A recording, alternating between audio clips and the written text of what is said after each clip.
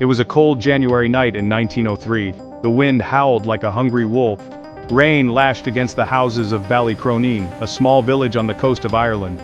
Most folks were tucked in their beds dreaming of warmer days, but out at sea, a drama was about to unfold. The Helga, a mighty steamship, was caught in a fierce storm. The Helga was no stranger to rough seas. She was a workhorse, hauling cargo between ports. But this night was different. The waves were massive, towering over the ship like angry giants. The wind shrieked through the rigging, tearing at the sails like a wild beast. Captain O'Brien gripped the helm, his face etched with worry. He'd seen his fair share of storms, but this one was different. This one felt angry. He could feel it in his bones. This storm wasn't going to be like the others. This storm was out for blood. The storm raged on, tossing the Helga around like a toy boat.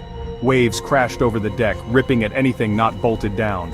Below deck, the crew scrambled, securing cargo and battening down the hatches. Fear was in the air, thick and heavy.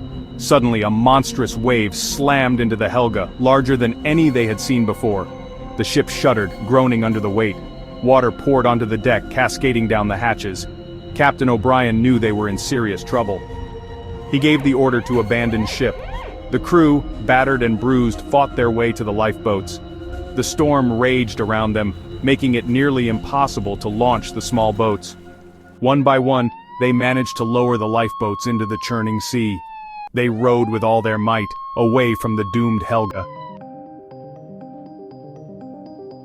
The storm continued to roar as the lifeboats, tossed about like corks, fought their way towards the shore.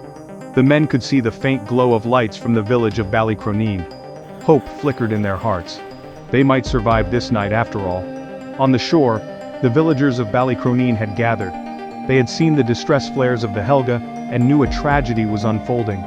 Braving the wind and rain, they formed a human chain, venturing into the surf. They were determined to help. One by one, the exhausted crew members of the Helga were pulled ashore. They collapsed on the beach, grateful to be alive. They had faced the fury of the sea and survived, but their ordeal had left its mark. The Helga, their home away from home, was gone. The next morning, the storm had finally calmed. The villagers of Ballycroneen walked along the beach, their faces etched with sadness.